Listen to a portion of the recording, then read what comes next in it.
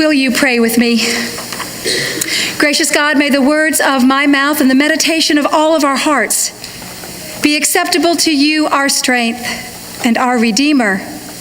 Amen. 5 Sundays ago, we started a conversation together by asking a simple question. Why are we here? Why do congregations matter? Of all the places we could be on a Sunday morning, why do we wake up and come here? What are we seeking? What are we hoping for? We ask these questions because our culture is in a time of deep disconnection. Despite having more technology to connect us more than ever before, we seem to be growing farther apart as a people. We are living more siloed lives, shutting out what makes us uncomfortable and demonizing what we don't understand. We seem to have lost the ability to talk with each other and reason with each other across our differences. And so as we go deeper into this political season, we realize that these divisions will not just undermine our civic life, our democracy, but they can also diminish our souls. These days, I often feel caught between 2 stories. The one the culture tells me, which is about division and anger and fear. And then the one my heart tells me, about connection and generosity and welcome. And I ask myself, which story will we own? How will we find a way back to each other as people and as a community? How can we join our hearts together again? Now, I know that it is often the natural position of each human generation to assume that the times they are living through are the most challenging more than any other time in history. And you know what? I don't believe that. I don't believe the frantic voices on Fox News and CNN telling us that we are in the throes of the apocalypse.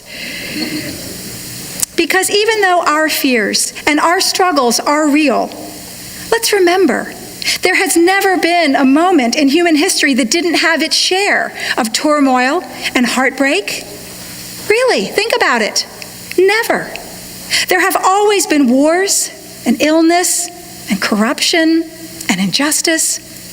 There's always been pain and suffering and heartbreak. It's kind of baked in to the human condition. But it's how we choose to handle our heartbreak that makes all the difference as to how we or whether we can find a path through it to the future that God dreams for us. And that's why I'm here this morning. And perhaps it's why you are here too. Because this is a place, communities of faith are places where we can seek meaning together and deepen relationships and weave our small human stories together with the larger story of God. It's why we call this sacred community, because here we tell ancient stories of our ancestors' quest and experiences of God in all its complexity and wonder and messiness. And we weave those together with our own messy and complicated and wonderful stories.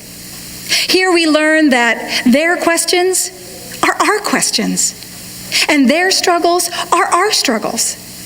And here we develop the habits of the heart that can lead us into deeper meaning, and not in some sentimental Valentine's card kind of way, but in the way that goes to the core of what it means to be human beings. For the heart is where it's at. It's where we hold together a special kind of knowing that can link our emotions and our wisdom. It's where we learn to hold paradoxes in tension, to develop the patience and the compassion enough to embrace this complicated thing called life.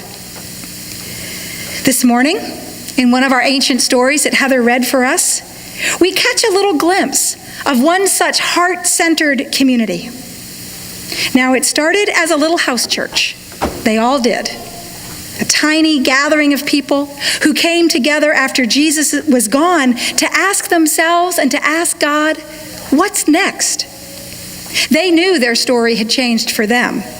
They knew that Jesus had broken through the chains of the empire for them.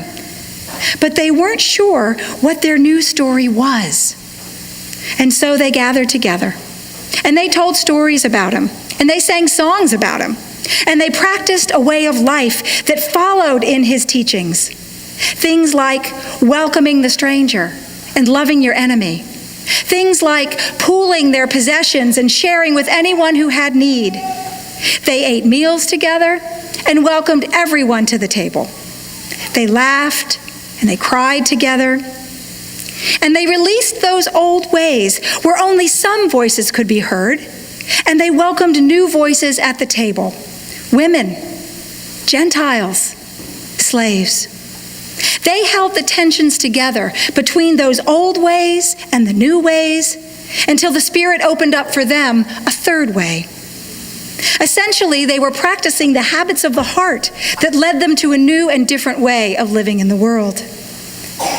And this new story was radical and bold and risky, and it cost them a lot to tell it. Because of their story, they were alienated and persecuted. They lost families and jobs and relationships. But they kept on telling this new story so that it would settle deep into their bones and become a part of who they were. They told it so that they, to quote the Mahatma Gandhi, could be the change they wanted to see in the world. Because changing the world always first starts with changing our stories. And that's why communities of faith matter so much. Over potluck suppers and rummage sales, through Bible studies and choir practice, we learn to tell our stories together. We learn what keeps each other up at night, what weighs on our hearts, what brings us joy. When we tell our stories together, we create solidarity, and we energize ourselves to take action, and we weave relationships in the church that have the power to change the world. The Quaker writer Parker Palmer, whose wisdom has been at the core of our conversations this fall, remembers an experience of radical community that opened his eyes to the kind of world-changing that is possible when people come together to share their stories. In the mid-1970s, he sat down in a circle of rocking chairs at the Highlander Research and Education Center in Monteagle, Tennessee. Originally known as the Highlander Folk School, this community became famous in the 1950s for hosting a series of conversations between blacks and whites that were unprecedented in their time and place. It was in this folk school that Rosa Parks and Ella Baker and Ralph Abernathy and Martin Luther King Jr. and John Lewis came together to sit in a circle on an old porch, rocking and talking together. They told personal stories about their dreams and fears. They talked about social conditions, and they studied the theory and the strategy and the tactics of nonviolent social change, and they dreamed of a way that they might help bring a better world into being. When the Tennessee politicians got wind of the kind of conversations that were happening there, they shut down the school. And those folks were persecuted and alienated. They lost jobs and families and relationships. They were accused of being communists. So threatened were the powers by the radically open and brave nature of their community. But these folks weren't communists any more than those early house church folks were communists. They were people who knew that significant social and spiritual change can happen when we come together to share our concerns and our dreams and our food, linking our small stories to God's larger story. Rocking and talking together, they learned to speak honestly and bravely and develop the skills, the habits of the heart that we so desperately need to heal a broken world. And that is why we are here today, to be like that first little house church or that circle of rocking chairs on the porch. Because here we learn to recognize the interconnections that weave our lives together. Here we learn to appreciate the diversity within us and among us as a gift from God and not a threat. Here we learn to hold the tensions of opposing viewpoints together long enough that a third way, the Spirit's way, can break through. We gather here to find our voices and to find the courage to raise them when we have to. And most importantly, we gather here to use those habits to create communities that link our small stories with God's big story, to create a new story that will change the world. Sometimes that's attempting to speak truth from the pulpit. But most often, our hearts are strengthened in those ordinary moments when we find ourselves just rocking and talking with each other at messy church, at coffee hour, weeding the garden, cleaning the refrigerator. In those times, daring to imagine that God has a different dream for the world than the one that we see outside these doors. Daring to imagine that we can be a part of making that dream a reality. The challenges we face are real, my friends. The fears that keep us up at night truly do reflect the deep disconnections and dysfunction in our world. But we cannot retreat because of it. We can't shut down our hearts and turn our backs on each other, even when we're afraid, especially when we are afraid. The call of the gospel is for us to engage more deeply in our communities, in our democracy, and in our own lives.